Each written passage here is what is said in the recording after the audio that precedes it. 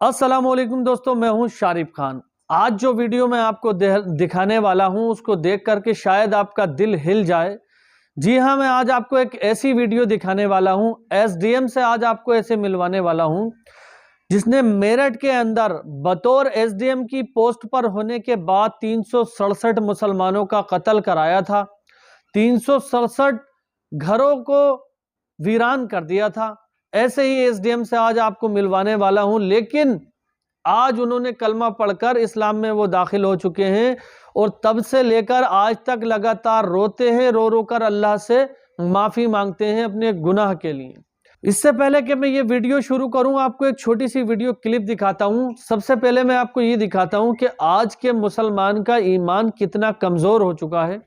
मेरे साइड में अभी ये वीडियो देख रहे हैं आप, 1 मिनट की क्लिप है, पहले इसको देखिए, फिर मैं आपको वो वीडियो दिखाऊंगा जिसमें एसडीएम ने कलमा पढ़कर मुसलमान हो गया और अपने किए हुए गुनाह को लाइव बोल करके सबसे तौबा करी और माफी मांगी। तो पहले ये वीडियो क्लिप देखिए, इसको दिखाने के पीछे कोई मकसद है, कुछ मैं आपको बताना चाहता हूँ। तो चलिए देखते हैं ये वीडियो। जी, आपका नाम? मेरा नाम गुलाम अरशीम अफसान साहब। जी जी, देवा से। जी जी, मतलब देवा से आप आए हैं? हाँ, देवा के से। जी जी जी, देवा आस्थाना है। हाँ हाँ हाँ। भैया दुलारे साहब रहबर हैं। अच्छा, दुलार साहब मतलब कहाँ? ये जहीरपुर। जहीरपुर। हाँ। अच्छा अच्छा अच्छा, तो आप जाते हैं जहीरपुर भी जाते हैं? हाँ, जहीरपुर जाते हैं।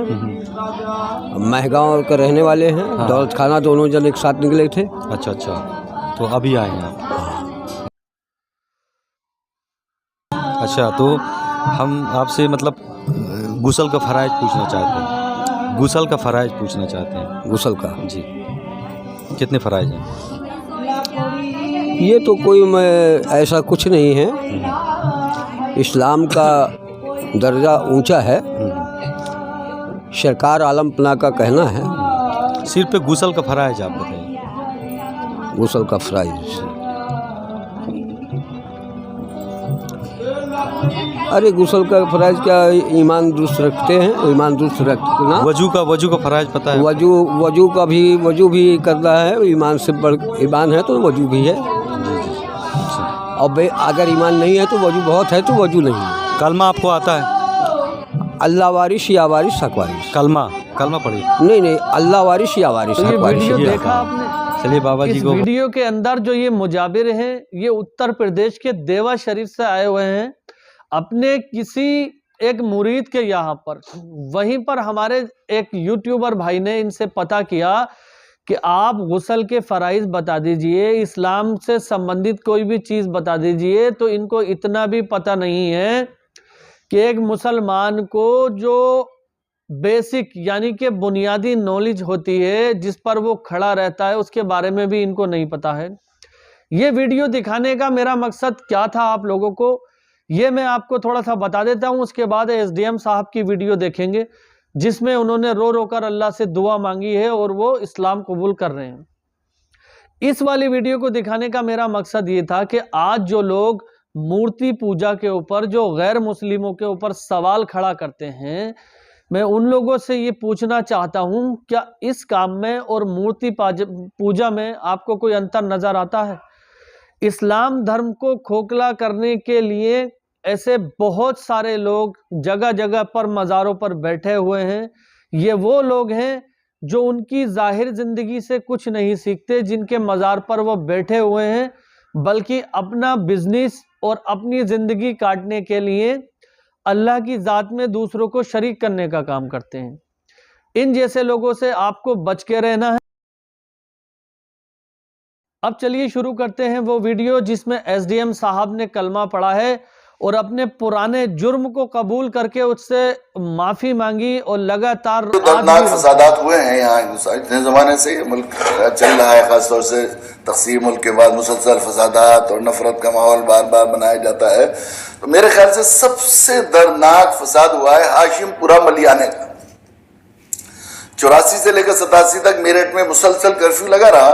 उस दौरान रमज़ान मुबारक में हाशिमपुरा और मलियाना में कत्लेआम हुआ, और उसमें भी मलियाना की जहाँ मस्जिद है वहाँ पर, वहाँ मस्जिद में 79 मुसलमानों को आखिरी जुमे के दिन जो है गोली चला दी गई थी और 367 रोजेदार मुसलमान नमाजी बावजू हालत में एक मस्जिद में शहीद हो गए थे। 367 मुसलमान, उनको दरियाए गंग में और जो है वो जो वहाँ हिंडन नदी है उसमें गाड़ियों में पीएससी की और पुलिस की गाड़ियों में डाल कर बहा दिया गया था।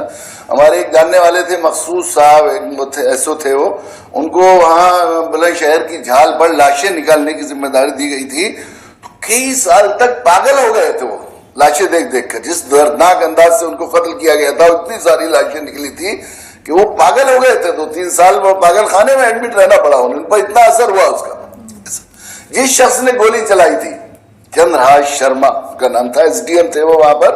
वीर बहादुर सिंह हमारे यहाँ सीएम थे, उन्होंने अपनी मौजूदगी में ये काम कराया था और उनको प्रमोशन दर प्रमोशन दर प्रमोशन, इनाम के प्रमोशन होते रहे और बहुत जल्दी एसडीएम से वो सेक्रेटरी की पोस्ट पर चले गए थे। आरएसएस ने शास्त्री नगर में एक बहुत शानदार किस्म की कोठी उन्हें इनाम में दी थी। उस शख्स को मैंने मुझे मालूम हुआ एक ताल्लुक से कि वो जो है जिंजाना जाते हैं, हज़रत मियां अजूर मोहम्मद जिंजानवी नव्वरअल्लाहु मरक़दहू के मज़ार के करीब एक मस्जिद है, उसमें बैठते हैं 1 घंटे तक तस्बीह पढ़ते हैं, सुभान अल्लाह व बिहम्दिही सुभान अल्लाहिल अज़ीम।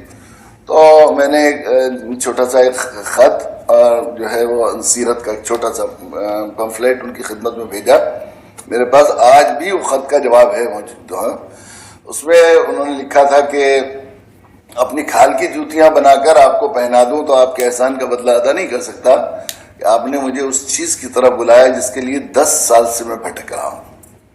कैसे मुलाकात हो सकती? मुझे लखनऊ जाना था तो मैं चला गया, वहाँ तय हो गया वक्त, फ़ोन से बात हो गई। 10-12 मिनट में वो कलीमा पढ़ने के लिए तैयार हुए। मुझे मसला मालूम नहीं था, इसलिए मैं अपने हज़रत मौलाना अली मियां नव्वरअल्लाहु मरक़दहू की खिदमत में लेकर गया। दरवे के मेहमान खाने में हज़रत ने उन्हें कलीमा पढ़ाया और अब्दुर्रहमान नाम लिखा। मसला जिसकी बात कह रहा हूँ मैं, तो शायद आप में से बाज़ ज़रात के इल्म में दावत का काम करने वाले हैं, आपके इल्म में तो हो ही गया, लेकिन हो सकता है बाज़ लोग ऐसे हों जिनको मालूम ना हो। हिंदुस्तान में फ़ुक़हा के, हमारे उलमाए देवबंद के फ़ुक़हा के सरखेल हैं हज़रत मुफ्ती महमूद साहब नव्वरअल्लाहु मरक़दहू थे। तो उनसे एक हमारे एक दोस्त हैं मोहम्मद अली मनिहार, वो बड़ौदा से एक इंजीनियर को कलीमा पढ़वाने के लिए लेकर आए देवबंद। कलीमा पढ़वाया तो मैंने पूछा, हज़रत ये बात ठीक है कि वहाँ से कलीमा पढ़वाने के लिए लेकर आए, इनको वहीं कलमा नहीं पढ़वाया? तो उन्होंने कहा कि ये तो बहुत ही गलत है। छत्ते वाली मस्जिद जहाँ हज़रत क़याम फरमा रहे थे, छत्ते वाली मस्जिद के बाहर कोई शख्स मिला, उसने कहा कि मैं मुसलमान होना चाहता हूँ, कलीमा पढ़ना चाहता हूँ। आप उसे अंदर लेके आए कि मुफ्ती साहब अच्छी तरह पढ़ा देंगे। हज़रत ने फरमाया, जितनी देर आपने उसके कलिमा पढ़ाने में ताख़ीर की, इतनी देर आप उसके कुफ्र पर राज़ी रहे। और कुफ्र पर राज़ी रहना ऐन कुफ्र है। अगर रास्ते में आपकी मौत आ जाएगी तो उसने खात्मा नहीं होगा, सुए खात्मा, कुफ्र पर खात्मा होगा। मुफ्ती फारूक साहब रहमतुल्लाह अलैह, अभी गुज़िश्ता 2 साल पहले हज के अय्याम में उनकी शहादत हो गई।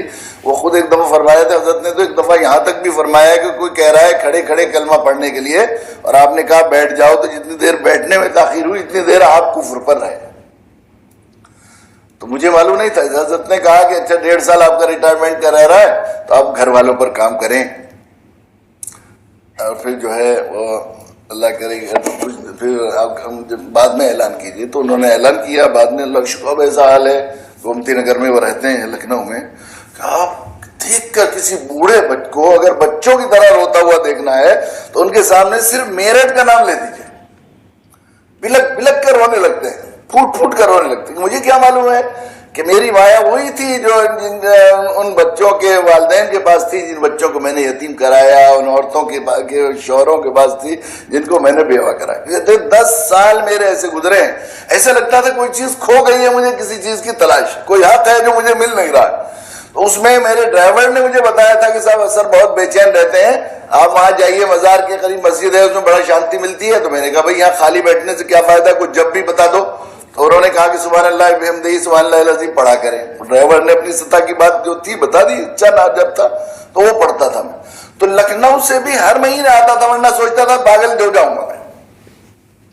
उस कोठी को उन्होंने बिल्कुल उसी तरह छोड़ दिया सामान सभी जुशियत।